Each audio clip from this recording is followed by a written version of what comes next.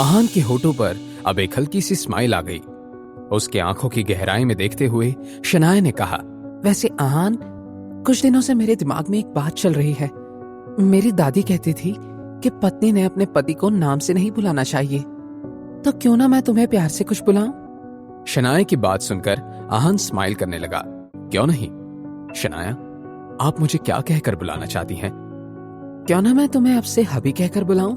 क्या तुम्हें अच्छा लगेगा? सुनने में हबी अच्छा लगता है, और दादी जी की बात को तो हमेशा मानना ही चाहिए। अब आज से मुझे हबी कहकर ही पुकारिए। अब अगर आपने हबी पर हक जमाना हो गया हो तो क्या हम अंदर चलकर ब्रेकफास्ट करें? मुझे जोरों की भूख लग रही है। आहान के सवालों को सुनने के बाद शनाया ने हंसकर उसका हाथ पकड़ा और आहान को अपने साथ रूम में अंदर ले गई, जहां एक तरफ आहान और शनाया उनके पास कुछ ना होते हुए भी इतने खुश थे। पास में 50 करोड़ होने के बाद भी मिसेस यामिनी गिल की हालत बिगड़ रही थी। तभी उनके घर की डोरबेल बजी। ना जाने क्यों मिसेस यामिनी गिल को लगा कि जरूर शनाया ही आई होगी, इसलिए वो जल्दबाजी में दरवाजा खोलने के लिए चली गई। मगर जैसे ही यामिनी गिल ने दरवाजे पर देखा तो शनाया नहीं, वहां पर रोहन कोहली खड़ा था। तो वो दंग रह गई। रोहन, मेरा मतलब है दामाद जी, आप यहाँ? अपनी भाभी की कही ये बात सुनते ही सीमा बुआ जी भी अंदर से दौड़ी चली आईं। अरे भाभी, आप भी ना, दरवाजे पर ही अपने दामाद से सवाल जवाब कौन करता है? दामाद जी को अंदर तो आने दीजिए। दामाद जी आइए, अंदर आकर हम सबके साथ नाश्ता कीजिए।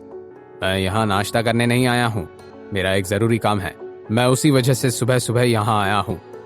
अच्छा, कोई बात नहीं, अब तो आपको इस घर में खाना खाते आते ही रहना है। अब आप हमारे परिवार के दामाद जो हैं। वैसे आप कह रहे थे कि किसी काम से आना हुआ, क्या बात है? मुझे मेरा लिमिटलेस प्लैटिनम क्रेडिट कार्ड वापस चाहिए।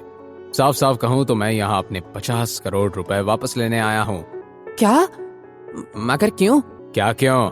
ये सवाल अपने बेटी से जाके पूछिएगा। मैं आप दोनों में से किसी को भी जवाब नहीं देने वाला हूँ। तो बेहतर होगा कि मेरा और अपना वक्त बर्बाद करने से अच्छा आप मुझे मेरे पैसे लौटा दीजिए।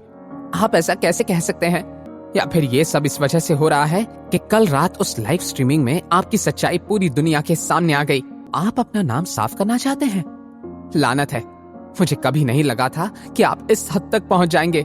रोहन ने अपने सर को पकड़ लिया। मिसेस यामिनी गिल और सीमा बुआ जी से कहा, देखिए मिसेस गिल, आपको मेरे बारे में जो सोचना है आप सोच सकती हैं। मुझे सबसे कोई फर्क नहीं पड़ता, बस मुझे मेरा क्रेडिट कार्ड लौटा दीजिए।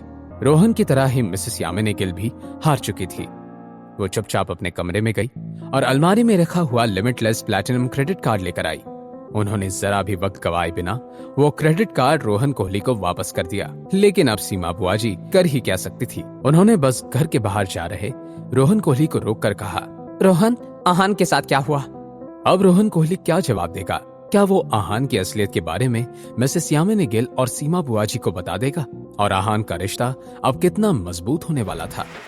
जानने के लिए देखिए अगला एपिसोड सिर्फ पॉकेट एफएम के यूट्यूब चैनल पर। और सीक्रेट अमीरजादा के सारे एपिसोड्स को सुनने के लिए डिस्क्रिप्शन में दी हुई लिंक से डाउनलोड कीजिए पॉकेट एफएम ऐप।